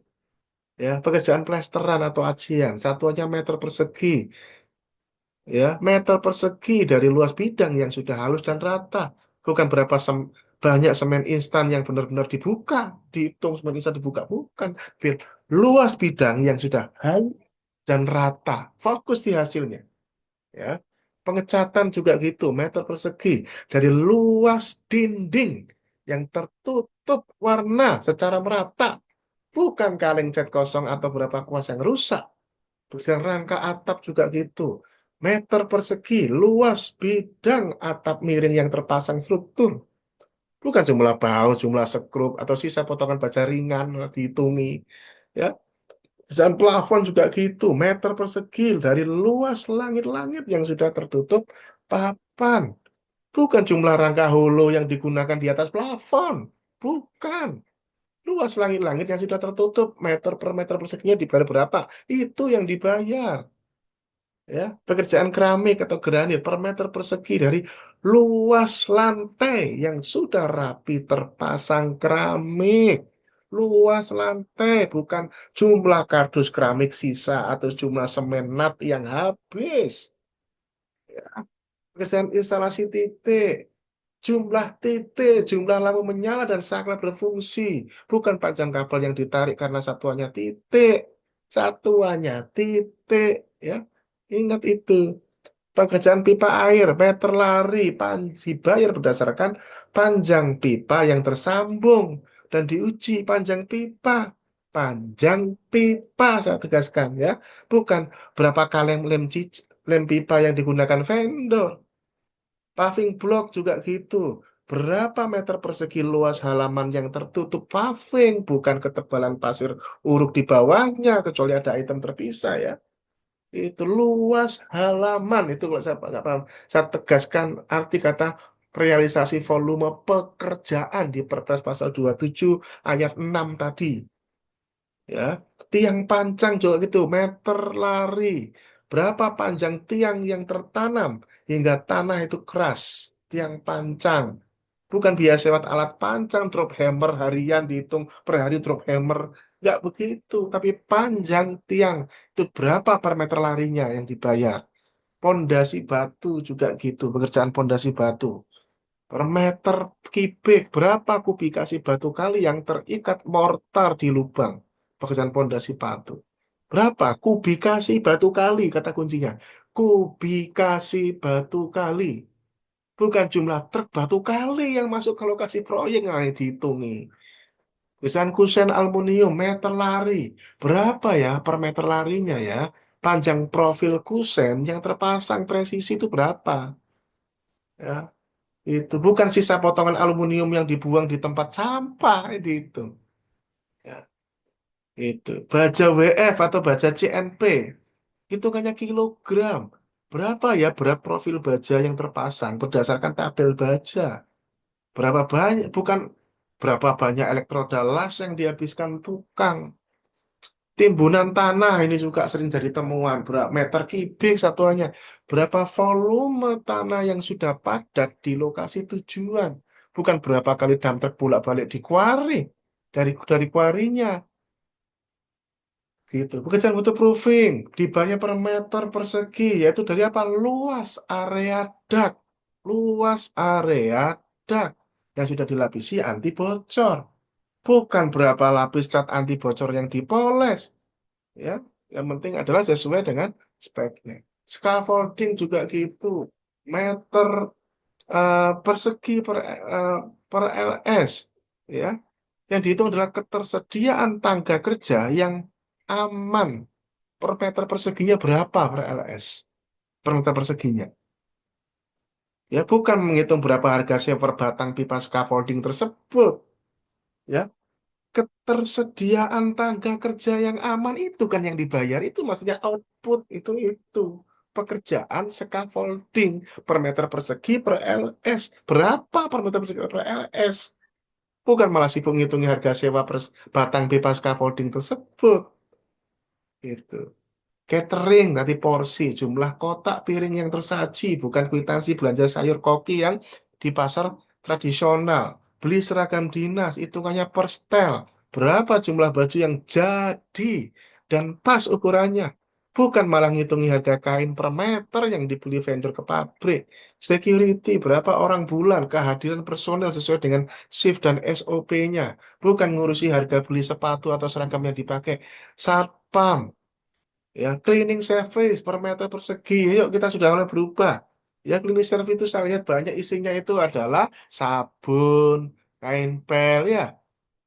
Dibayar dengan luas kebersihan area gedung sesuai standar visual. Beda, guys. Bukan malah kita sibuk ngitungi berapa botol cairan pembersih lantai yang habis sebulan. Itu.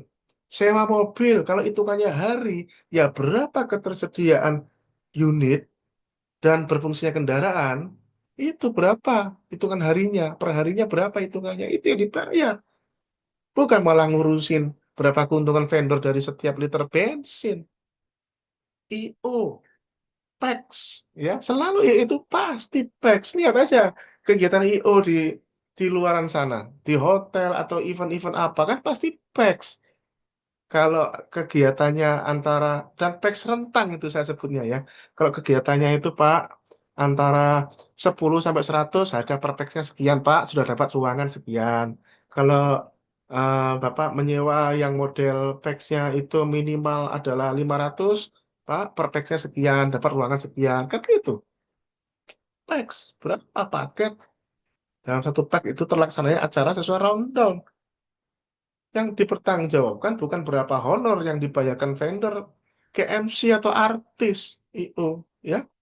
IO itu mau seharga satuan mau lamsam tetap satuannya PEX. Makanya jangan dikuantifikasikan dengan rupiah rundownnya. Nanti sama auditor pasti ditanya-tanyain berapa habisnya, bahkan itu bukan bagian dari pertanggungjawaban. Hitungannya adalah PEX, ya. Ini kami memberikan edukasi cara menuangkan satuan yang benar di kontrak harga satuan. Angkutan sampah, hitungannya rit atau ton. Berapa per ritnya berapa atau per tonnya berapa? Berapa rit jumlah sampah yang sampai ke TPA? Berapa ton berupa sampah yang TPA dibutuhkan dengan BA pembuangan? Bukan berapa biaya perawatan truk atau gaji sopir truk Pak dihitungi. Terus nanti hubungan ke kelebihan bayar gitu. Bukan. Digitalisasi, digitasi data juga gitu. Berapa jumlah per lembar, jumlah dokumen, hitungannya lembar. Jumlah dokumen yang berhasil di-scan dan di-input. Bukan jumlah staf admin yang dikerahkan vendor berapa. Iklan media juga gitu. Spot, tayangnya iklan di jam dan media yang disepakati. Berapa spot. Bukan berapa biaya produksi video iklan tersebut. Malah ngurus, wah itu pasti pakai AI.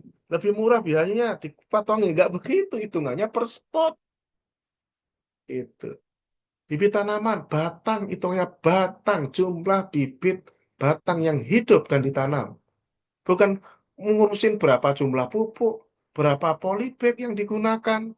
Yang nggak salah auditor, orang PPK-nya isinya begitu. Pekerjaan menanam bibit tanaman, isinya pupuk berapa, polybag berapa. Itu karena orang yang nggak ngerti eh, bahwa pasal 20 ayat 1 pemaketan itu orientasinya adalah keluaran. Mau itu kontrak lamsam, kontrak harga satuan. Ya, gitu. Gunakan prinsip black box. Anggaplah manajemen internal penyedia itu sebagai kotak hitam. Anda nggak perlu tahu apa yang terjadi dalam kotak itu. Anda cukup berdiri di pintu keluar untuk menghitung apa yang keluar dari kotak itu apa. Itu prinsip black box. Ya. Kemudian cek spesifikasinya, bukan margin. Periksa apakah beton itu kuat K300, bukan berapa untung vendor dari semainya. Jika speknya terpenuhi, volumenya pas, ya sah. Hormati kontrak harga tetap satuan. Dalam kontrak harga satuan yang bersifat dinamis adalah volumenya. Harga satuannya ya sudah dikunci, ya. Seperti harga borongannya per satuan eh, unit yang disepakati. Jangan mencoba menawar ulang harga satuan di tengah jalan hanya karena harga pasar sedang turun, misal. Ya, audit evidence. Bukti audit utama itu adalah berita acara pengukuran bersama dan laporan hasil uji lab. Bukan nota-nota pembelian toko bangunan. Ini yang jadi bagian utama. Ya, jadi jika Anda menghitung input, itu Anda sedang mengaudit kesedihan dan kelelahan penyedia. Jika Anda menghitung output, Anda sedang mengaudit kinerja dan manfaat untuk rakyat. Ini kata kunci pentingnya. Ya, lainnya, realisasi volume yang dimaksud adalah wujud nyata, bukan nota belanja. Mari kita hentikan kebiasaan meminta fotokopi kwitansi material dalam kontrak harga satuan. Karena itu adalah bentuk malpraktik birokrasi yang melanggar hakikat kontrak itu sendiri. Sekali lagi, mari kita hentikan kebiasaan meminta fotokopi kwitansi material dalam kontrak harga satuan. Itu adalah melanggar bentuk malpraktik birokrasi yang melanggar hakikat kontrak itu sendiri. Negara membayar untuk jembatan yang menghubungkan, bukan semen yang debunya bikin sesak. Ya, bukan semen yang bikin sesak. Kenapa kita tidak boleh menghitung input? Jika kita membayar berdasarkan input, biaya yang benar-benar dikeluarkan vendor, maka kita sedang menggunakan kontrak cost plus fee atau cost reimbursable. Jenis kontrak yang di Perpres. Biaya plus imbalan. Ini saya tunjukkan. Kalau modelnya kayak begitu ya, kontraknya jangan kontrak harga satu atau lamsam. Ya, nih kontrak. Nih, biaya plus imbalan. Kalau memang begitu hitungannya pelit-pelitan, tuh. Ini. Pasal 27 ayat 1 huruf E, dijelaskan di bawahnya juga. Itu kalau mau model gitu. Tapi ini kontrak harga apa kontrak biaya plus imbalan ini hanya digunakan untuk apa? Penanganan kondisi darurat. Ya, makanya itu salah kalau kita menggunakan mindset seperti itu. Ya, gitu. Jadi, mari kita lihat perbandingan cara pandang. Dasar pembayaran. Kalau paradigma lama, kita selalu yang kita lihat nota belanja, absen tukang. Kalau paradigma baru apa? Berita acara pengukuran lapangan. Itu yang penting.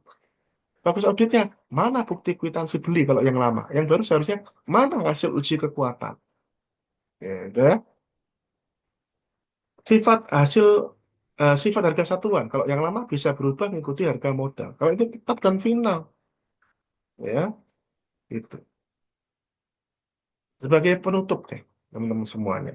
Ya, kita harus berani menyatakan bahwa realisasi volume adalah realisasi produk. Jika kita terus memaksa mengaudit input, kita sedang memaksa vendor untuk tidak menjadi efisien. Mengapa vendor harus beli mesin canggih kalau ujung-ujungnya keuntungannya dipotong karena dianggap kelebihan bayar, biaya operasional jadi murah? Nggak ada gunanya. Kesimpulannya apa? Bagi PPK, fokuslah pada kualitas hasil dan ketetapan pengukuran volume di lapangan. Joint measurement, kualitas hasil dan ketepatan pengukuran. Volume di lapangan itulah esensi kontrak harga satuan. Bagi auditor, gunakan prinsip cakep. Kontrak anchor, prinsip cakep B di buku cakep B saya. Kontrak anchor. Periksa apakah volume yang dibayar ya benar-benar apa wujudnya, ada wujudnya.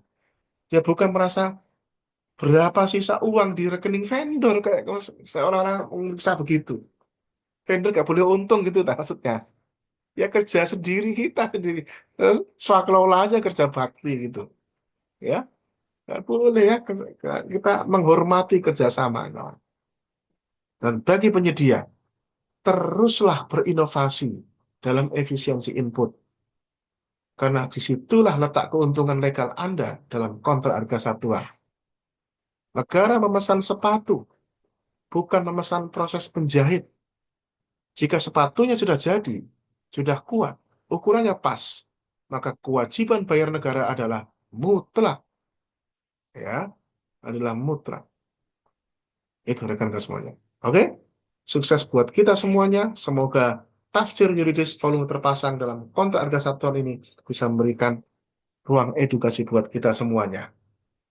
Saya sebagai pemegang kompetensi pengadilan jasa ahli media level 4, semoga ini memberikan pencerahan bersama agar ke depan uang rakyat lebih banyak difokuskan kepada value for money. Terima kasih.